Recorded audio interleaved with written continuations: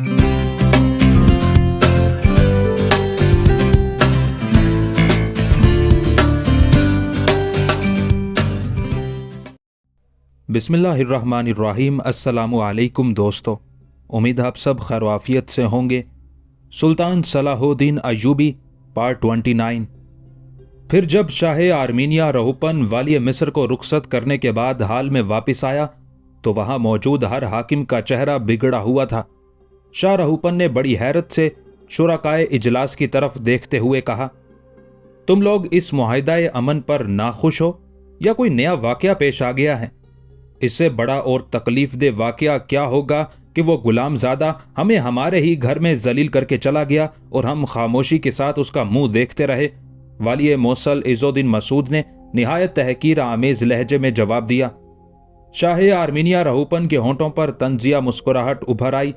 बेशक सलाहुद्दीन अय्यूबी हमारा सियासी हरीफ है, खुला दुश्मन है, मगर इसके बावजूद ये भी सच है कि वो एक निहायत आला ज़र्फ इंसान है। मैंने कई बार खुली आंखों से देखा कि वो तुम्हारे सामने झुका जा रहा था। उसका तर्ज अमल यकसर खादिमाना था।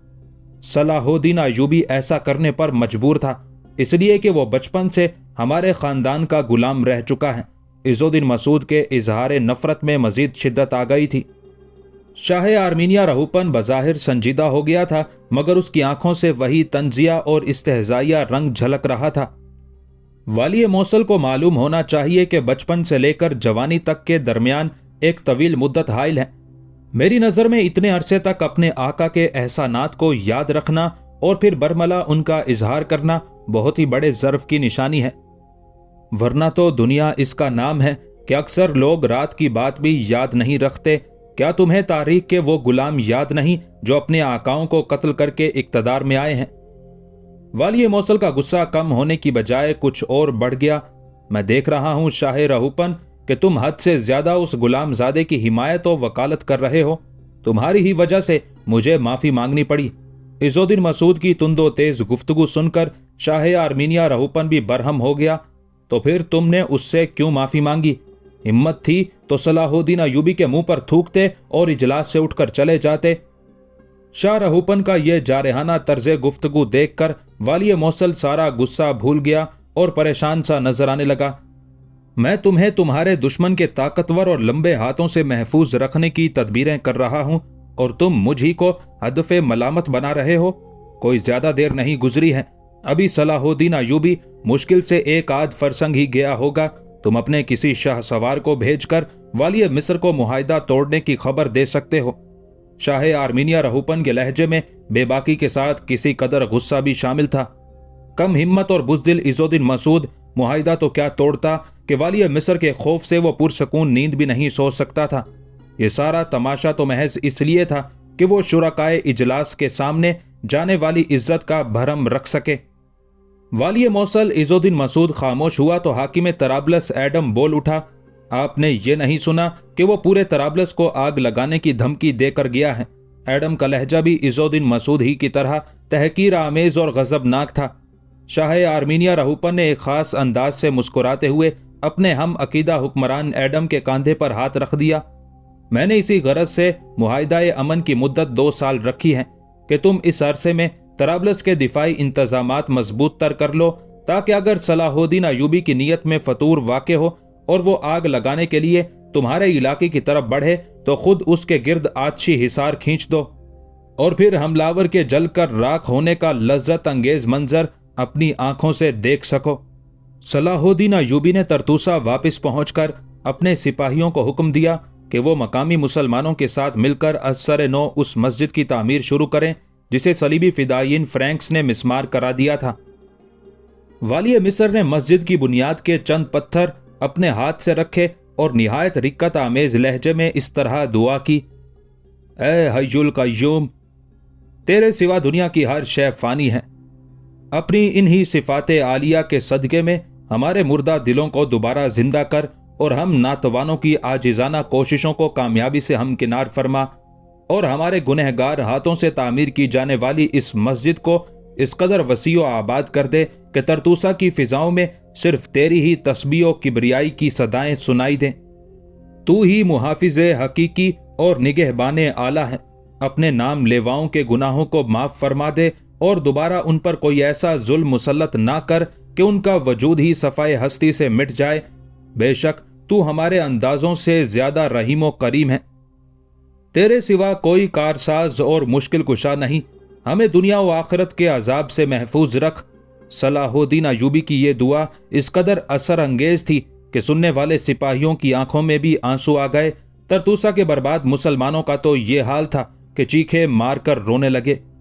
پھر چند روز بعد ہی شاہ آرمینیا رہوپن کا سفیر اپنے چند سپاہیوں کی نگرانی میں 30 لاکھ دینار کی رقم لے کر ترتوسا پہنچ گیا۔ صلاح الدین ایوبی نے آرمینیائی سفیر کو فرینکس کی عشرت گاہ میں ٹھہرایا۔ پھر والی مصر کے کارندوں نے معاہدے میں طے پائی جانے والی رقم کا شمار کیا۔ اس کے بعد عشرت گاہ کے طویل و عریض حال میں فرینکس کے سالار آئرس کو لایا گیا۔ سالار آئرس اس وقت ایک ہاتھ گاڑی پر لیٹا ہوا تھا اور 2 مسلمان سپاہی اس گاڑی کو کھینچ رہے تھے۔ آرمینیا کا سفیر یہ منظر دیکھ کر پریشان سا نظر آنے لگا۔ پھر وہ گاڑی والی مصر کے قریب لا کر روک دی گئی۔ صلاح الدین ایوبی نے سالار آئرس کو مخاطب کرتے ہوئے طنزیہ مسکراہٹ کے ساتھ کہا، آئرس اٹھ کر بیٹھو، شاہ آرمینیا کے سفیر تمہیں اس قید خانے سے نکال کر آزاد فضاؤں میں لے جانے کے لیے آئے ہیں۔ یہ سن کر آئرس نے گاڑی پر لیٹے لیٹے آرمینیا کے سفیر کی طرف دیکھا اور اس کی آنکھوں میں آنسو بھر آئے۔ سالار آئرس کی یہ حالت دیکھ کر آرمینیا کا سفیر اپنی نشست سے کھڑا ہو گیا۔ پھر وہ تیزی سے اس شخص کے پاس پہنچا جو صلیبی فدائین کا قائد تھا اور ایشیائے کوچک کی تمام عیسائی ریاستیں اس کی بہادری اور جنگی صلاحیتوں پر ناز کرتی تھی۔ عظیم سالار، اب تم بہت جلد صحت یاب ہو جاؤ گے، آرمینیائی سفیر نے آئرس کو تسلی دیتے ہوئے کہا۔ تمہیں نہیں معلوم کہ تمہاری گرفتاری کی خبر سن کر ہم سب لوگ کتنے پریشان تھے، اور تمہیں یہ بھی پتہ نہیں کہ تمہاری رہائی کے لیے ہم کیسے کیسے مشکل مراحل سے گزرے ہیں۔ آرمینیا کے سفیر کا خیال تھا کہ اس کی حوصلہ افزا باتیں سن کر سالار آئرس کے چہرے سے رنج و الم کا سارا غبار دھل جائے گا، مگر خلاف توقع اس کی آنکھوں سے بہنے والے آنسوؤں میں تیزی آ گئی۔ اب میرے لیے زندان کا اندھیرا اور آزادی کا اجالا دونوں برابر ہیں۔ افسوس تم اتنی دیر سے آئے کہ مجھ جیسے جانباز پر قیامت ٹوٹ پڑی اور میں زندہ درگور ہو گیا۔ آرمینیائی سفیر نے چند قدم آگے بڑھ کر سالار آئرس کا چہرہ اپنے دونوں ہاتھوں کے درمیان لے لیا اور انتہائی محبت آمیز لہجے میں بولا، تم کیسے ہلاک ہو سکتے ہو؟ بس چند دنوں کی بات ہے، بہترین طبیب تمہارا علاج کریں گے اور تم صحت یاب ہو جاؤ گے۔ صحت مند تو میں اب بھی ہوں، مگر دوسروں کا محتاج۔ یکایک سالار آئرس کا لہجہ نہایت تلخ ہو گیا تھا۔ نہ میں سہارے کے بغیر اٹھ کر بیٹھ سکتا ہوں اور نہ اپنے ہاتھ سے کچھ کھا پی سکتا ہوں۔ میں دنیا کا بدترین اپاہج ہوں، اور میرے ساتھ یہ ظالمانہ سلوک اس شخص نے کیا ہے جو تمہارے قریب بیٹھا ہے۔ سالار آئرس نے اپنے ہاتھ سے صلاح الدین ایوبی کی طرف اشارہ کرنا چاہا، مگر وہ ہاتھ کو جنبش بھی نہ دے سکا۔ اس لیے صلیبی فدائین کے قائد نے نفرت آمیز نگاہوں سے والی مصر کی طرف دیکھا۔ صلاح الدین ایوبی نے سالار آئرس کے مظالم کی بڑی عجیب اور دردناک سزا منتخب کی تھی۔ والی مصر سالار آئرس کو اذیتیں دے کر بھی مار سکتا تھا، مگر اس نے عقوبت کا نیا راستہ اختیار کیا۔ صلاح الدین ایوبی نے سالار آئرس کے ٹخنوں، گھٹنوں، ہاتھوں، کلائیوں اور مونڈوں کی ہڈیاں اس طرح توڑوا دیں کہ انہیں دوبارہ جوڑا نہیں جا سکتا تھا۔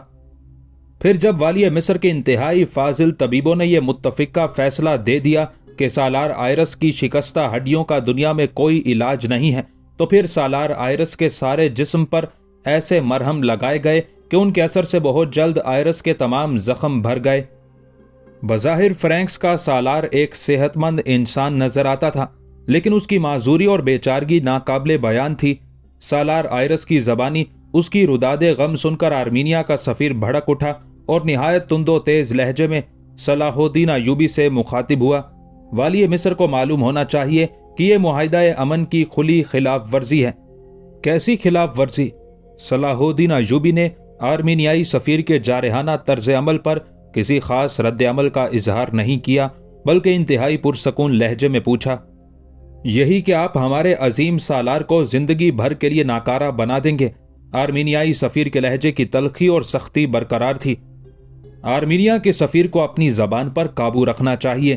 یکایک صلاح الدین ایوبی کا جلال ایمانی لوٹ آیا تھا۔ हम अहले इस्लाम तुम्हारी कौम की तरह अहद शिकन नहीं हैं। मैंने समिसात के इजलास में इस बात का इकरार किया था कि सालार आयरस को रिहा कर दूंगा। अब ये मेरी तरफ से आज़ाद है। तुम इसे आर्मीनिया ले जाओ या तराबलस या कहीं और। अगर कभी तुम्हारे तारीक जहनों में रोशनी की कोई लहर उभरे या पत्थर दिलों में इंसानियत का हल्का सा दर्द भी जागे तो अपने इस बहादुर और अजीम सालार से पूछना कि इसने अपने दौरे इक्तदार में तरतूसा के बेदस्तोपा मुसलमानों पर कैसे कैसे हया सोज मजालिम ढाए हैं। मैं जानता हूं कि यह अपनी अय्यार फितरत के मुताबिक झूठ बोलेगा और तुम लोग भी अपनी मकाराना जबिल्लत के मुताबिक इसी की बातों पर एतबार करोगे। मैंने आयरस को निशाने इबरत इसलिए बनाया है कि तुम इस सबक को हमेशा याद रखो। ये कहकर सलाहुद्दीन अय्यूबी हाल से निकल कर चला गया। फिर तरतूसा के ईसाइयों और मुसलमानों ने यह इबरतनाक मंजर अपनी आंखों से देखा कि आर्मीनिया का सफीर सालार आयरस की जिंदा लाश को एक घोड़ा गाड़ी में डालकर तराबलस की तरफ जा रहा था। उसके बाद सलाहुद्दीन अय्यूबी ने तकरीबन 1 माह तक तरतूसा में कयाम किया। इस दौरान उसके सिपाहियों ने मस्जिद की तामीर का काम मुकम्मल किया और फिर कुर्बो जवार से लाए गए माहिर कारीगरों ने खाना खुदा को रंगों से आरास्ता किया। फिर उसी मस्जिद में सलाहुद्दीन अय्यूबी ने नमाज जुमा की इमामत की। उसके बाद वाली मिस्र ने तरतूसा के तमाम मुसलमानों को फ्रैंक्स की इशरतगाह में जमा किया और मुआहिदा समिसात के तहत हासिल की जाने वाली 30 लाख दिनार की तमाम रकम तरतूसा के बाशिंदों में तकसीम कर दी। सबसे ज्यादा रकम उन मुसलमानों को दी गई जिनकी जवान बेटियां थीं, ताकि वो उनकी शादी का इंतजाम कर सकें। फिर उन लोगों को तरजीह दी गई जिनके माली हालात ज्यादा खराब थे। आखिर में वाली मिस्र ने फ्रैंक्स की खूबसूरत और तवीलो अरीज इमारत को मदरसे के लिए वक्फ कर दिया, जहां तरतूसा के मुसलमान अपने बच्चों को मजहब की तालीम दिला सकते थे। फिर जब सलाहुद्दीन अय्यूबी मिस्र वापसी के लिए तरतूसा के साहिल पर पहुंचा तो पूरी बस्ती के बाशिंदे उसे रुखसत करने के लिए समंदर के किनारे तक आए। उनमें वो गरीब ईसाई भी शामिल थे जिनकी वाली मिस्र ने माली मदद की थी। बड़ा सोगवार मंजर था। ईसाइयों की आंखें नम थी और तरतूसा के मुसलमान चीखे मार मार कर रो रहे थे। ऐ हमारे मसीहा, हमें छोड़कर कहां जा रहा है? अगर वो दरिंदे फिर लौट आए तो उनके खूनी पंजों से हमें कौन बचाएगा? हक़ ताला कार साजो बेनियाज है। वो किसी दूसरे सलाहुद्दीन को तुम्हारी मदद के लिए भेज देगा। बस उस जात से डरते रहना कि इसी में तुम्हारी निजात है। अहले तरतूसा से आखिरी खिताब करके सलाहुद्दीन जहाज पर सवार हो गया और उस वक्त तक अरशे पर खड़ा साहिल की तरफ देखता रहा, जहां सैकड़ों अश्कबार आंखें उसे रुखसती सलाम पेश कर रही थी। मुआहिदा समिसात उस मुआहिदे से कहीं ज्यादा शर्मनाक था जो चंद माह पहले शाह यरूशलेम रेमंड और सलाहुद्दीन अय्यूबी के दरमियान करार पाया था। मुआहिदा समिसात के तमाम हरीफों को न सिर्फ सलाहुद्दीन अय्यूबी से माफी मांगनी पड़ी थी, बल्कि तावाने जंग अदा करने के सबब उनका माली नुकसान भी हुआ था। शाह यरूशलेम रेमंड को इस बात का बहुत दुख था कि सलाहुद्दीन अय्यूबी उसका तहरीरी माफीनामा अपने साथ मिस्र ले गया था, लेकिन उसके साथ रेमंड को यह खुशी भी थी कि उसे शाही खानदान के सामने जलील करने वाला सालार आयरस जिंदगी भर के लिए माजूर हो गया था। आयरस उस वक्त यरूशलेम के महल में मुकीम था, जहां उसकी देखभाल के लिए 2 खिदमतगार मामूर कर दिए गए थे। सालार आयरस अपनी उस बेचारगी से इस कदर चिड़चिड़ा और बदमिजाज हो गया था कि अगर किसी खिदमतगार को आने में चंद लम्हों की भी देर हो जाती तो वो उसे गलीज गालियां सुनाने लगता। फिर जब ये खबरें शाही खानदान के अफराद तक पहुंची तो उन्होंने सालार आयरस के खिलाफ एक जारहाना फैसला किया। उसकी जगह एक और दरिंदे डोडन को फ्रैंक्स का नया सालार मुकर्रर कर दिया गया। फिर जब डोडन ने आयरस को अपने सालार होने की इत्तला दी तो वो गुस्से से पागल हो गया और बेदरेग सलीबी फिदायीन के नए कायद को गालियां बकने लगा।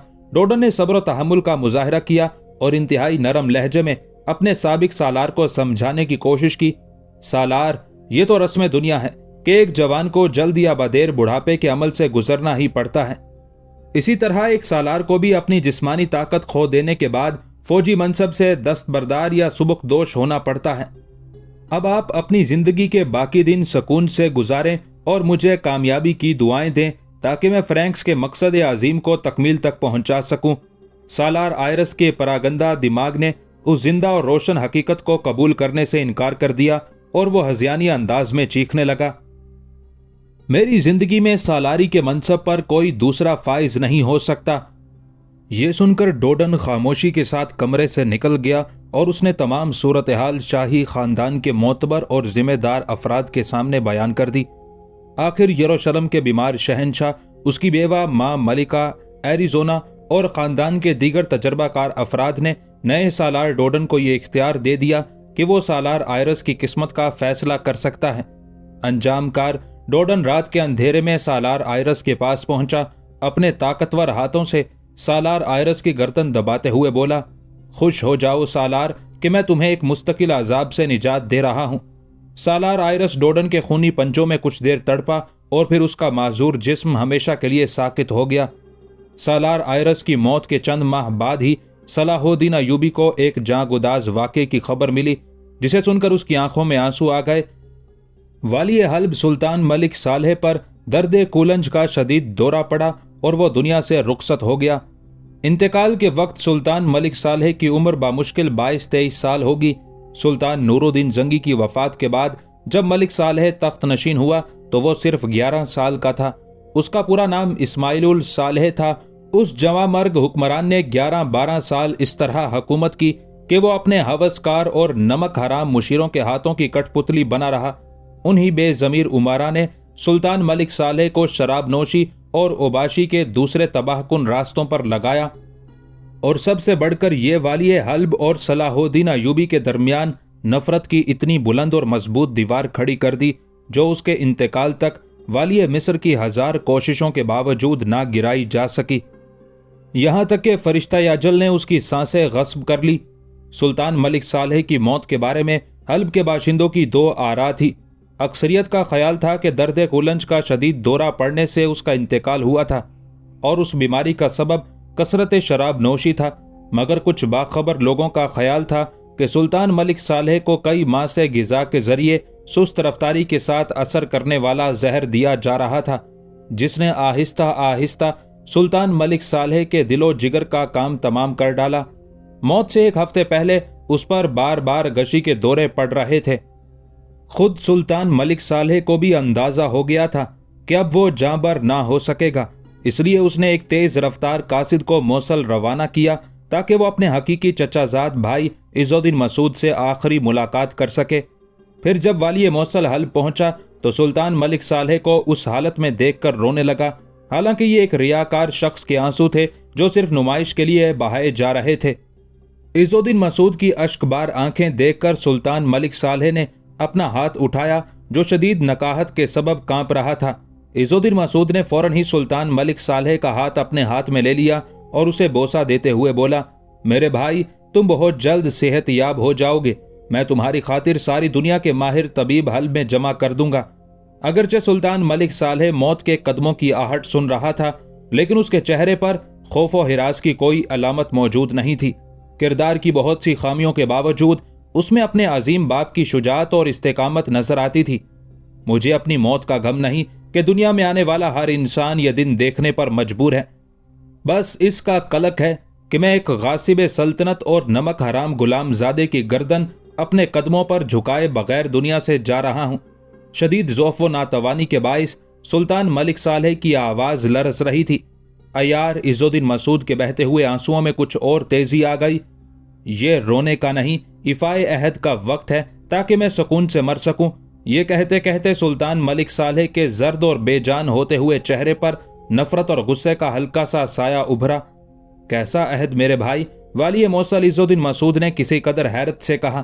قسم کھاؤ کہ میں جس کام کو ادھورا چھوڑ کر دنیا سے جا رہا ہوں تم اسے تکمیل تک پہنچاؤ گے۔ سلطان ملک صالح کے لہجے سے وہی نفرت اور غصے کی کیفیت نمایاں تھی۔ تم صلاح الدین ایوبی سے اس وقت تک جنگ کرتے رہو گے جب تک کہ وہ غلام زادہ ذلت آمیز شکست کے بعد اپنے حقیقی مقام پر واپس نہ آ جائے۔ سلطان ملک صالح کی بات سن کر عز الدین مسعود گہری سوچ میں ڈوب گیا۔ اسے اپنی جان اور علاقے کا تحفظ کرنا مشکل ہو رہا تھا، پھر وہ کس طرح اتنی بڑی ذمہ داری قبول کرنے کی قسم کھاتا۔ عز الدین مسعود کو ذہنی کشمکش میں مبتلا دیکھ کر سلطان ملک صالح نے سخت لہجے میں کہا، میرے بعد صرف تم ہی خاندان زنگی سے تعلق رکھنے والے سب سے معتبر شخص ہو۔ اگر تمہارے کاندھے امانت کے اس بوجھ کو نہیں اٹھا سکتے तो मैं किसी दूसरे अमीर को इस मकसद की तकमील के लिए मुंतखब कर लूंगा। ये सुनते ही वाली मौसल इज़्ज़ुद्दीन मसूद घबरा गया। सुल्तान मलिक सालेह ने खुले अल्फाज में अपना मुद्दा बयान कर दिया था कि उसकी मौत के बाद वही शख्स हल्ब का हुक्मरान होगा जो सलाहुद्दीन अय्यूबी से इंतकामी जंग जारी रखेगा। हल्ब पर हुक्मरानी की ख्वाहिश इज़्ज़ुद्दीन मसूद के घराने का पुराना ख्वाब था। उसका बड़ा भाई सैफुद्दीन भी यही ख्वाब देखते देखते कब्र में जा सोया था। सैफुद्दीन की मौत के बाद इज़्ज़ुद्दीन मसूद ने यह ख्वाब देखना शुरू किया। बाज़ मुअर्रिखीन का ख्याल है कि इज़्ज़ुद्दीन मसूद ही ने सुल्तान मलिक सालेह के मुआलिजे खास से साजबाज करके वो सुस्त असर जहर वाली हल्ब को दिलवाया था, जिसके नतीजे में सुल्तान मलिक सालेह अपने अंजाम के करीब तर पहुंच गया था। वाली मौसल की यही चाल थी कि सुल्तान मलिक सालेह का किस्सा पाक होते ही वो हल्ब जैसे जरखेज और सरसब्जो शादाब इलाके का भी बिला शिरकत गैर मालिक हो जाए। मगर ये बात उसके वहमो गुमान में भी ना थी कि सुल्तान मलिक सालेह मरते मरते उसके साथ भी एक चाल चल जाएगा। हल्ब की हुकूमत हाथ से जाते देखकर इज़्ज़ुद्दीन मसूद ने दिल ही दिल में सोचा, वो शख्स जो चंद घड़ियों का मेहमान है, अगर उसके सामने झूठी कसम खा ली जाए तो इसमें कोई हर्ज नहीं। इधर इसकी सांसों का शुमार खत्म होगा और उधर कसम तोड़ दी जाएगी। उस मकाराना ख्याल के आते ही इज़्ज़ुद्दीन मसूद का सारा इज़्तिराब खत्म हो गया। फिर वाली मौसल ने इंतहाई पुरजोश लहजे में दोबारा सुल्तान मलिक सालेह के हाथ पर अपना हाथ रखकर बा आवाज़े बुलंद कसम खाई, मैं अपने खुदा को हाजिर व नाजिर जानकर कसम खाता हूँ कि खानदान जंगी की सर बुलंदी के लिए अपनी पूरी जिंदगी वक्फ कर दूंगा और उस वक्त तक चैन से नहीं बैठूंगा जब तक उस एहसान फरामोश और मोहसिन कुश गुलामजादे सलाहुद्दीन अय्यूबी से सुल्तान आदिल के एक एक मकबूजा इलाके को खाली नहीं करा लूंगा। अगरचे सुल्तान मलिक सालेह शदीद अजियत व कर्ब में मुब्तला था, लेकिन वाली मौसल इज़्ज़ुद्दीन मसूद का बयान सुनकर उसके खुश्क होंठों पर बेजान सी मुस्कुराहट उभर आई और पत्थराई हुई आंखों में हल्की सी चमक उभरी, जैसे दूर कहीं स्याह बादलों के दरमियान हल्की सी बिजली लहराती है।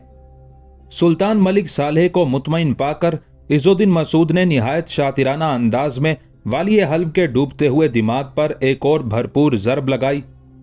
खुदावंदे ताला इस इफ़ाए अहद के साथ मुझे ये तौफीक भी बख्शे कि मैं इस गुलामजादे का सर काटकर सुल्तान आज़म मलिक सालेह की कब्र पर बतौर नजराना पेश कर सकूं। इज़्ज़ुद्दीन मसूद का ये जज्बाती बयान सुनकर सुल्तान मलिक सालेह की मुर्दा मुस्कुराहट में एक लम्हे के लिए जान सी पड़ गई। मेरी भी यही दिली ख्वाहिश थी कि मैं अपनी जिंदगी में एक बार इस गुलामजादे का सर अपने कदमों पर झुका हुआ देखूं, मगर इस मूजी मरज पर अल्लाह की लानत हो कि इसने मुझे संभलने का मौका नहीं दिया। फिर भी अगर तुम ऐसा कर सके तो मेरी बेकरार रूह को सुकून मिल जाएगा। ऐसा ही होगा सुल्तान आज़म, ऐसा ही होगा।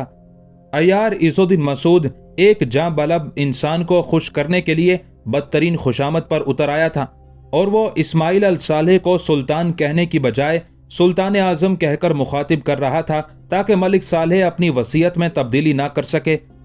इज़्ज़ुद्दीन मसूद का ख्याल था कि वो बड़ी आसानी के साथ अपने मकसद में कामयाब हो चुका है, मगर सुल्तान मलिक सालेह ने अचानक एक और चाल चली। अमीर तरतूस, अमीर संजाब, अमीर जंदल, अमीर बहराम और अमीर अकरब सुल्तान मलिक सालेह के 5 मुकर्रब उमारा थे जो उस वक्त अपने हुक्मरान के बिस्तर के करीब दस्तबस्ता खड़े थे। सुल्तान मलिक सालेह ने उन 5 उमारा को मुखातिब करते हुए कहा, अब तुम हल्फ उठाओ कि मेरे बाद दिलो जान के साथ वाली मौसल के वफादार रहोगे। 5 उमारा ने बैक ज़बान इज़्ज़ुद्दीन मसूद की वफादारी का हल्फ उठाया। अब वाली मौसल को मुकम्मल तौर पर यकीन आ चुका था कि वो मौसल के साथ हल्ब का भी हाकिम आला बन चुका है। उसकी खुशी नाकाबिले बयान थी, मगर वो अपने जज्बाते मुसर्रत को सीने में दबाए हुए खामोश बैठा झूठे आंसू बहा रहा था। फिर अचानक इज़्ज़ुद्दीन मसूद को चौंक जाना पड़ा। सुल्तान मलिक सालेह अपने उमारा से कह रहा था, तुम वाली मौसल की इताअत व फरमाबरदारी के उस वक्त तक पाबंद हो जब तक वो अपने हल्फ के पाबंद हैं। अगर तुम्हें अहद शिकनी की कोई सूरत नजर आए तो फिर तुम लोग भी किसी झिझक या रियायत के बगैर मुझसे किया हुआ अहद तोड़ सकते हो। दरअसल हल्फ के तख्त का हकीकी वारिस वही है जो मेरी ख्वाहिशात का एहतराम करे।